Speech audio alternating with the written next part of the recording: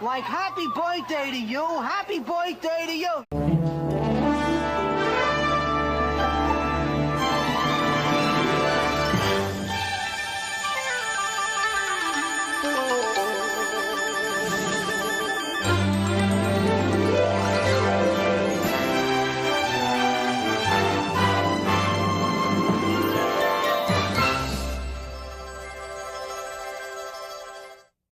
When you're in for a real good time, Chucky's out to dish up the fun when you're done. He always squeezes. He don't stop when he brings on the food. He's a pizza love and it's game play and it's food around. Chuck E. Cheese's, Pizza Time Theater.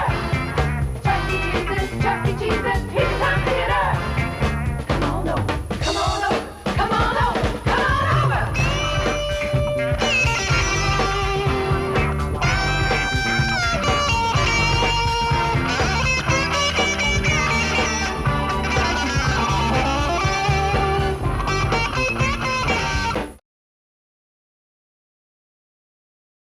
Chuck E. Cheese's, known as the place where a kid can be a kid, has been a part of everyone's childhood, including me. This popular pizza chain with arcades and animatronics has spread all around the globe, from California to Texas to Florida to Illinois. But there's one location that I would like to talk about, and that place is Florence, Kentucky. Because believe it or not, this location has some significant history to not just the state of Kentucky, but also to Chuck E. Cheese as a whole, and I think it would be really cool to explore that. So in this video, I will be going over the entire 40-year history of the oldest Kentucky location, from a pizza time theater to a weird stage transition, all the way to its unfortunate future. This is the history of the Chuck E. Cheese's in Florence, Kentucky. By the way, this video is a collaboration with the YouTube user FF Video, who was kind enough to help out with information as well as providing photos and videos. So thanks, man.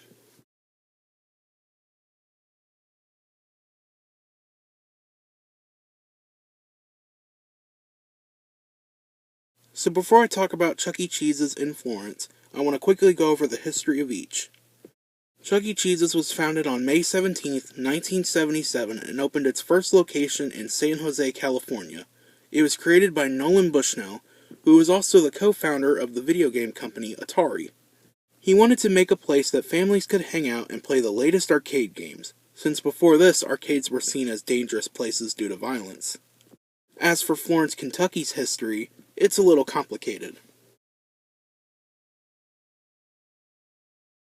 Florence, Kentucky was founded in 1830 and went through 3 different names, those being Crossroads, Maddentown, and Connorsville. The name Florence was chosen because they had to change the name of the city, since there was already a Connorsville in Harrison County, Kentucky. The name is believed to have had Italian origins. It currently has a population of around 34,174, making it the 8th largest city in the state of Kentucky. Obviously a great place for that big fat pizza rat to expand to.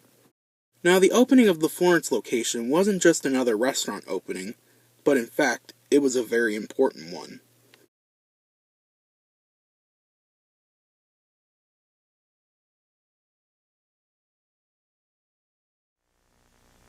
You can smile, America, with Chuck E. Cheese.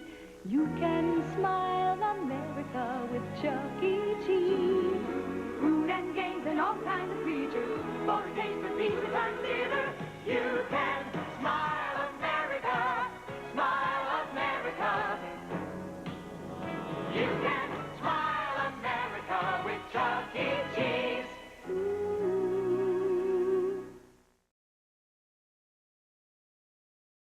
The Chuck E. Cheese's Pizza Time Theater of Florence, Kentucky opened on April 19, 1982, to the joy of locals everywhere.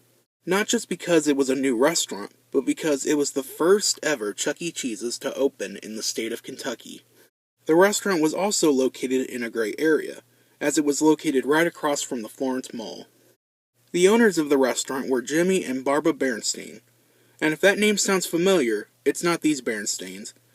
But you probably saw the last CEC history video, as they were also the owners of the Chuck E. Cheese's Eastgate, Cincinnati location. They also managed other Pizza Time Theater locations that opened in Kentucky. The inside of the restaurant was your standard Pizza Time Theater at the time. It was dark with orangish-brown booths, as well as picnic tables and low lights hanging from the ceiling. There was also a salad bar, a counter for sandwich condiments, and a topping station for ice cream sundaes. They also sold beer and wine for the adults. Responsibly, of course, it was still a family-friendly restaurant. The game room was referred to as the Fantasy Forest, and had around 60 arcade games and rides. Some of these games include classics like Skee-Ball and Pac-Man, while the rides included a spaceship, a helicopter, and the famous Chuck E. Cheese carousel. And finally, they had a giant ball pit, and most likely had other play structures like the iconic cheese wall. And just like every other Pizza Time Theater around the time, they had an animatronic stage referred to as the balcony stage, since the animatronics were on a balcony attached to the wall. There was also a large maze at the bottom of the stage where kids and adults could crawl around under the animatronics. The showroom the animatronics were in was referred to as the theater, and had a seating capacity of 300. And speaking of the animatronics, they were the real stars of the restaurant, as they performed 7 to 8 minute shows daily every 15 minutes. These animatronics are called cyberamics, and were the most common throughout restaurants.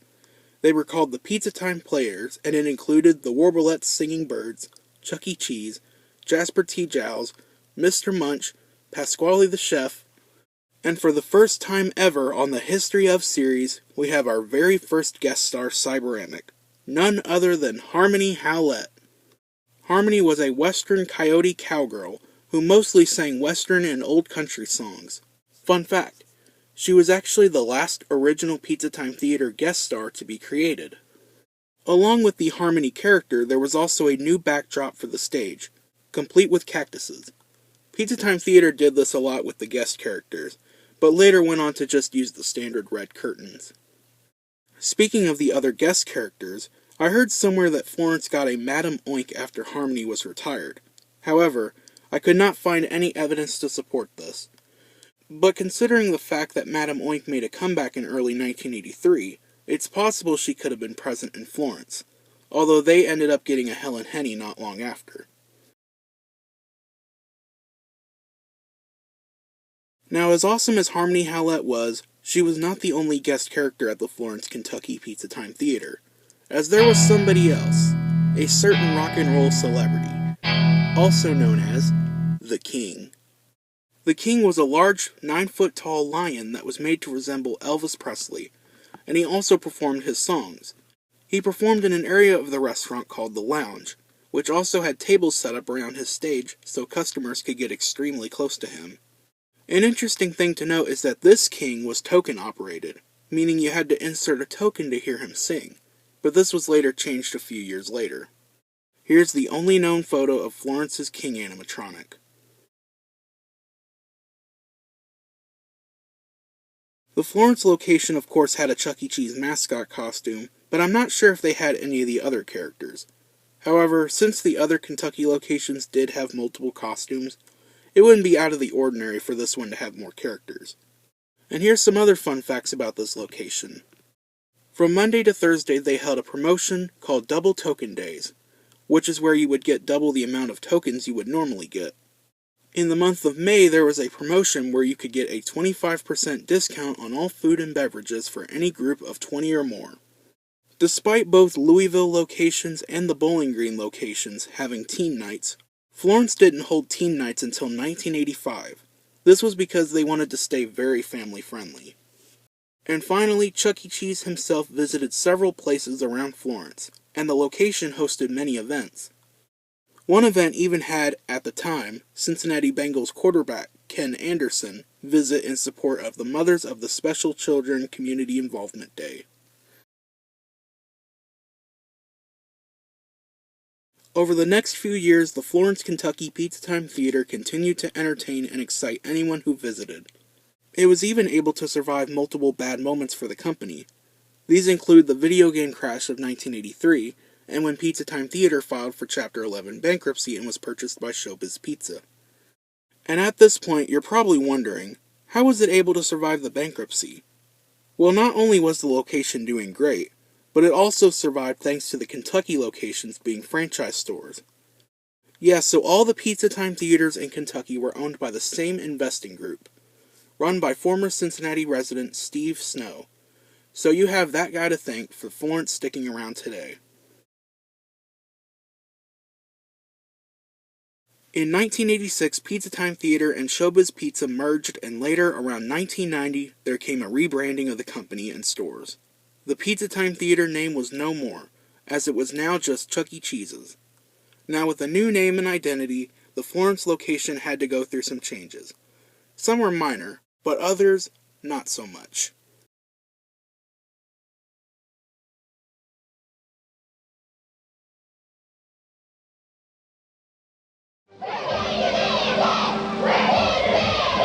That's right, and where can a kid be a kid? Chuck E. Cheese's! Do we want the ball, crawl, video games, skee-ball, basketball, and prizes? Yeah! Are we gonna settle for a greedy old hamburger in a box? No! What do we want? Pizza! What do we want? Fun! And where can we get pizza and have fun?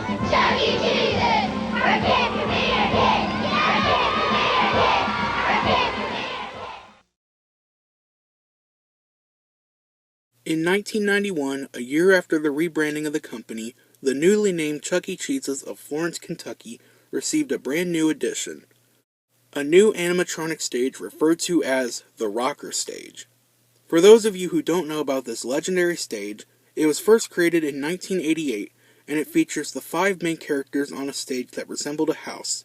It also featured singing flowers. It was similar to the C stage, which was created around the same time. On both stages, Munch and Pasquale were behind windows, while Jasper and Helen were seated on each side of the stage, and Chuck was front and centered.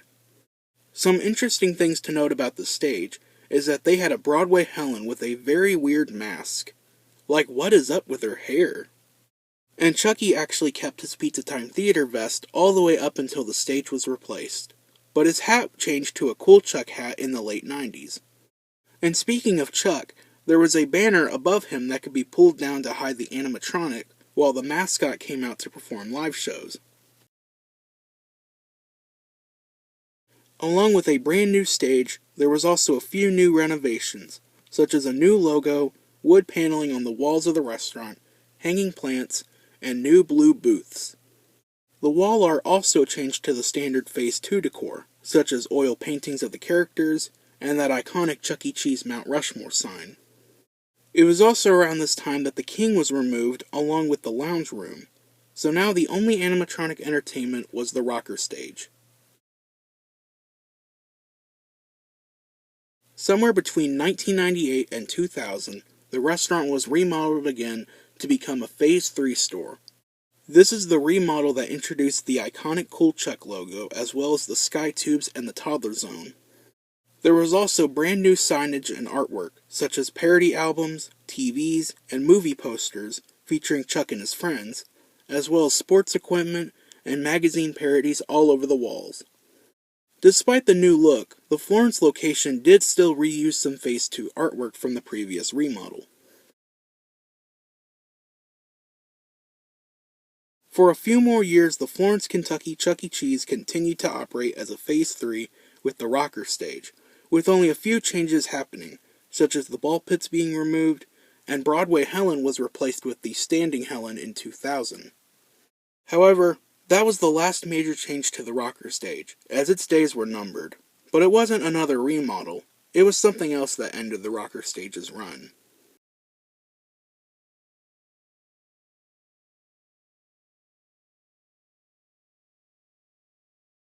Welcome to the Chuck Zone, where tokens become fun, fun becomes tickets, tickets become prizes. I can live with that. At my place, Chuck E. Cheese's, otherwise known as the Chuck Zone. In the summer of 2003, the Florence Rocker Stage was removed and replaced with a new stage. Now, what stage replaced the Rocker Stage? Was it a Studio C? Nope. It was a 2-stage. That's right, in 2003, a Chuck E. Cheese's location got a 2-stage. Now you're probably wondering, how in the world did Florence get a 2-stage when other locations just got Studio C's?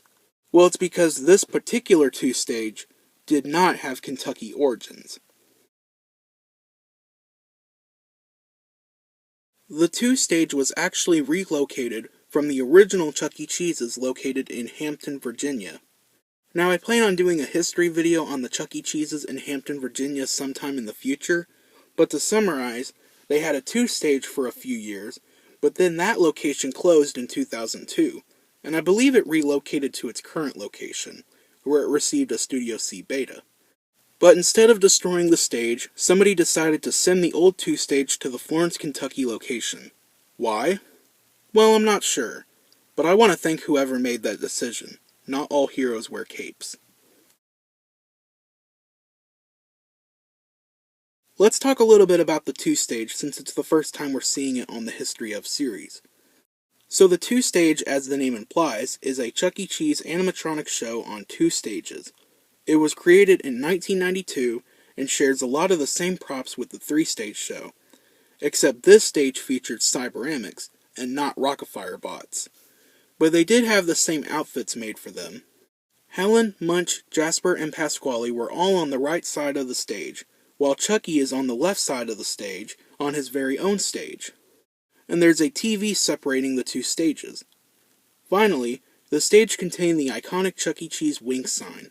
However, the Florence location was one of the few stages that didn't have this. Some other things to mention about the Florence 2-stage is that when the stage was first installed, Chucky was wearing his tuxedo, and he actually kept the tuxedo look until around 2007 or 2008, when he switched to his cool Chuck outfit. Also, his jaw was a completely different color than his snout, which looked kinda weird. Also, according to somebody, Chucky's curtains didn't work most of the time, and eventually the curtains stopped working around 2005.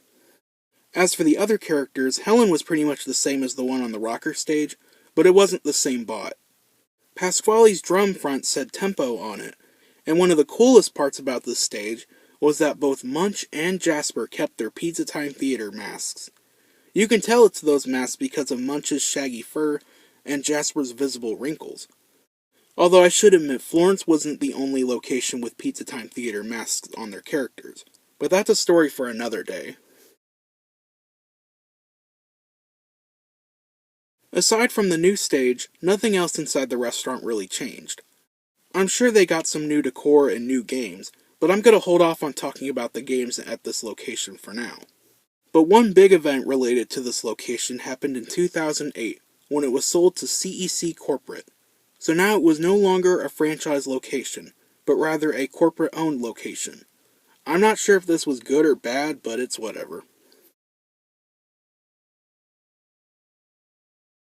The next major change to occur at the Florence location was in 2010, when it was remodeled into a Phase 4 store. This meant most Phase 3 decor was removed and in came new decor, such as the giant red ticket signs, those posters with the slightly creepy kids, and Chuck, and new posters featuring Avenger Chuck and the gang. Phase 4 was also the end of the toddler zone. The 2-stage was moved from its original position to its new position, and where it was originally located was covered up by those kids' posters. In other words, the stage moved 90 degrees. Here, let me demonstrate it for you. Okay, so pretend that this is the stage. This water bottle is the stage. This is where it was originally located. And then when they remodeled in 2010, they turned it 90 degrees and pushed it up against the wall. And there you have it. And last but certainly not least, the original exterior, which was there from the very beginning, was completely demolished and replaced with the standard Phase 4 exterior, complete with the purple awnings and the Avenger Chuck thumbs up logo. Alright, so now that I've talked about all the renovations in the 2-stage era, I think it's time I mention some of the games and rides this location has. Now, I'm not going to mention every single game, but I'll mention some you are probably familiar with. Some arcade games at Florence's Chuck E. Cheese include the standard games like skee-ball, air hockey, several basketball hoops, and many ticket redemption games. There's also that one carnival milk jug thing game, and Big Bass Wheel. Some other noteworthy games are Flappy Bird, Jurassic Park, this one SpongeBob game, and Sonic Blast Ball. Some of the rides there include this little train ride, which is more of a newer edition. There's also this Bob the Builder ride, this Noah's Ark ride with toy animals inside, the classic Chuck E. Cheese car that takes your picture, and the legend himself, Stuart Little, trying to copy Chuck E. Cheese. What's more legendary than Stuart Little? This giant giraffe ride.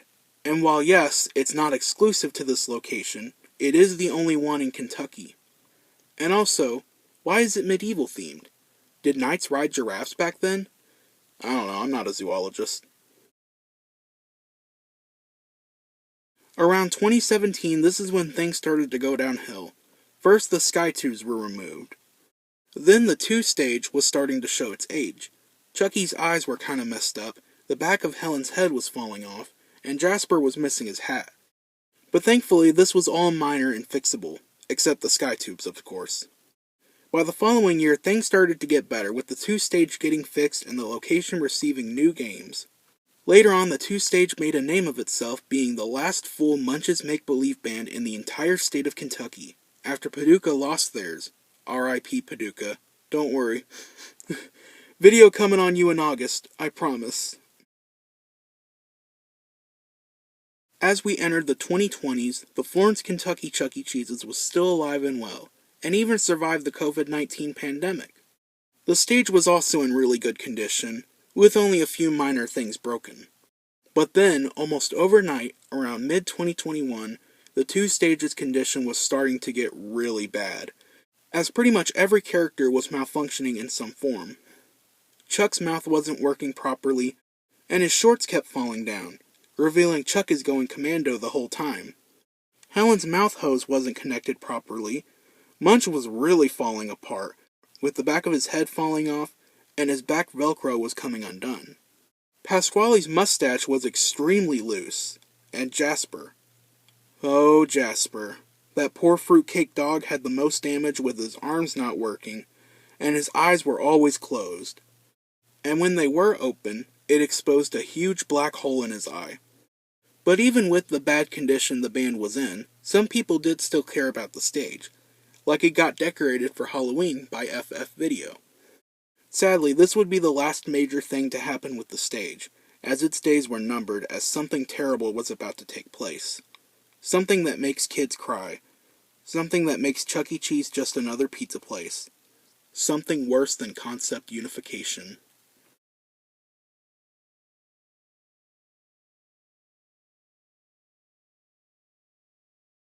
At Chuck E. Cheese, we're built for the always curious, for the movers and the groovers, the foodies, and those who think they've still got it. We're built for fun for the whole family, and a quiet ride home.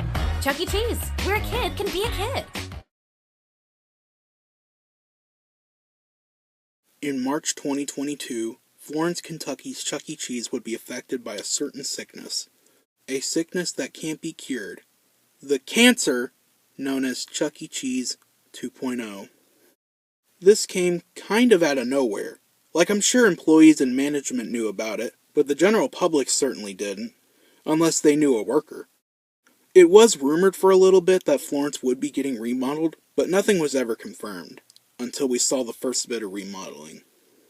Now, I won't be too negative when talking about 2.0, as I already did a full rant about it in my last video. If you want to see that, there's a link in the description.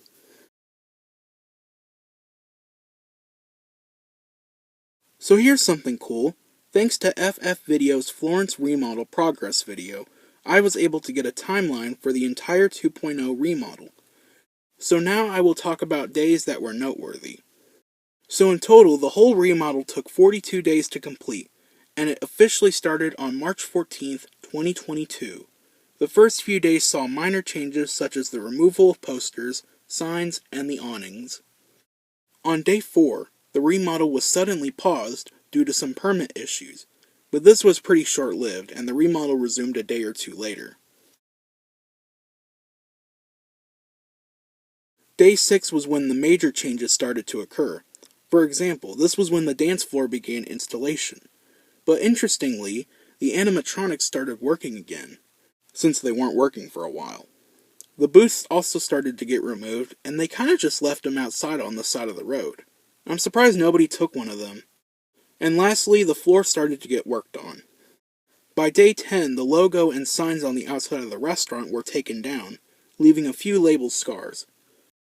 And those 2.0 TVs were installed in the game room. Day 12 saw more work done on the exterior and the walls inside started to get painted. But the coolest part about this remodel, and what makes this day significant, is some of the carpet was ripped up and exposed the old Pizza Time Theater floor. Yep, you heard me. That is the exact same floor as when this was a Pizza Time Theater. That's so cool! Unfortunately, on day 13, the Pizza Time Theater floor was once again covered up by a new wooden floor in front of the counter. Day 18 was a significant day because it was the very last day for the animatronics, because on day 19, the worst part about the remodel occurred. That's right, the animatronics were removed, leaving an empty stage. And if you're wondering what happened to the bots, they were destroyed and sent to a landfill, ending their 30-year run entertaining all who watched them. Fun fact, when I first found out about this, I thought it was an April Fool's joke, since it was April Fool's when I found out. But it sadly wasn't. I wanted to freak out so bad, but I was in St. Louis at the time, so I held it together. On day 20, the stage was covered by a large tarp, probably so they could repair the walls and to not traumatize children who miss the bots. Day 21 didn't see too much change, just that most of the new wall art was installed. But day 22 definitely saw change, as the exterior started to get painted green and white. It's interesting that there's no brown 2.0 details, but it's not that big of a deal. This is also when the new cool wooden booths began to be added. By day 27, the colorful character posters were added to the wall where the stage once was. But unfortunately, they made a big mistake. Actually, it probably was intentional. They have the Chucky, Helen, Munch, and Pasquale posters, but Jasper is missing. Yeah, they forgot Jasper, the one character that was pretty unique for the location, and he's not represented in the 2.0 remodel. That's no good. Hashtag justice for Florence Jasper. Or not. Day 28 saw the last amount of new decor installed. Day 33 was when the exterior was finally finished. And it looks okay, but at night it looks great. Jumping forward to day 41, the video wall was installed and the last few finishing touches were added and even got some new games. On day 42, the remodel was officially complete and the dumpsters that sat outside even before the remodel were finally removed. And last but certainly not least, on May 10th, 2022, the Chuck E. Cheese's of Florence, Kentucky had its grand reopening, complete with some media, Chucky, and Helen? Yep, Helen was at the grand reopening. And it's not the Rockstar version, it's the Avenger version. I remember when I first saw this, I thought this meant Florence had a Helen costume. But that's not the case, this costume was just rented out for this specific event. Now, as you could imagine, reaction to this remodel was mixed. Some people liked it, others didn't like it. Even people who liked 2.0 didn't like Florence's remodel, probably because it was a little different from most 2.0s. I will say this though, they did keep the giraffe. Thank goodness they kept the giraffe. And that brings us to today. As of May 2022, the Chuck E. Cheese's in Florence, Kentucky is still alive and surviving its 2.0 remodel.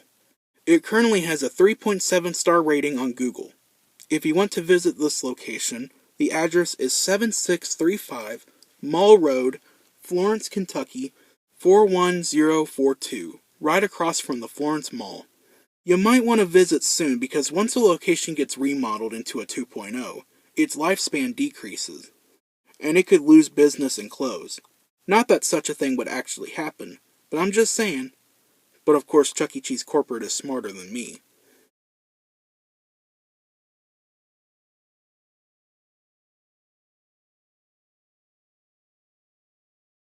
And there you have it, the history of Chuck E. Cheese's in Florence, Kentucky.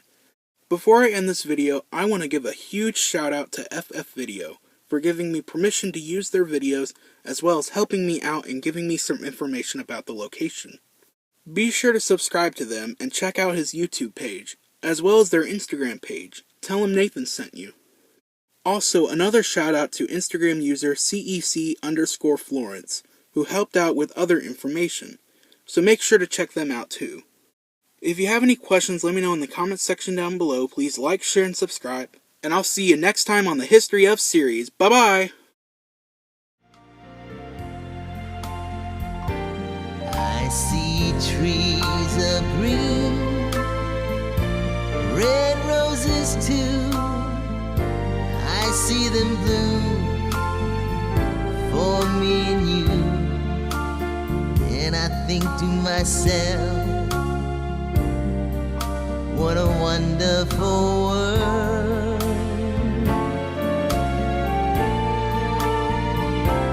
I see skies of blue, clouds of white, and the bright blessed day, the dark sacred night. And I think to myself, what a wonderful world.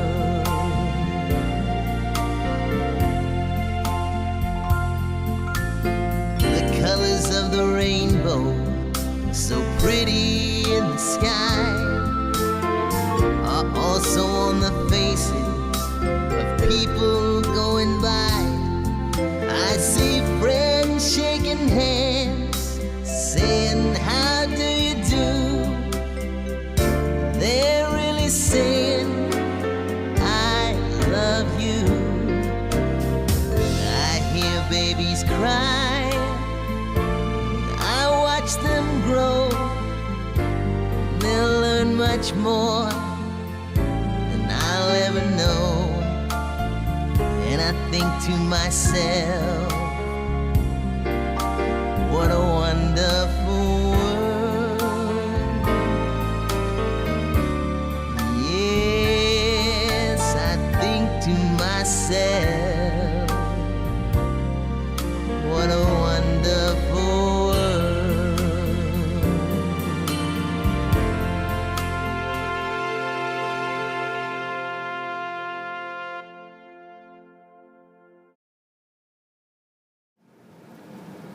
Man, Chucky, I cannot believe you're 45 years old this year. We should do something to celebrate. Like maybe go to a Chuck E. Cheese. Go to a Great Wolf Lodge. I don't know. But we should do something to celebrate. Now I wonder what we should do. Oh, that's right! They're opening a new Chick-fil-A in my area. That's gonna be so cool. But I don't think they're doing Cow Appreciation Day. That's sad. Maybe we can do something else. What do you say, Scooby?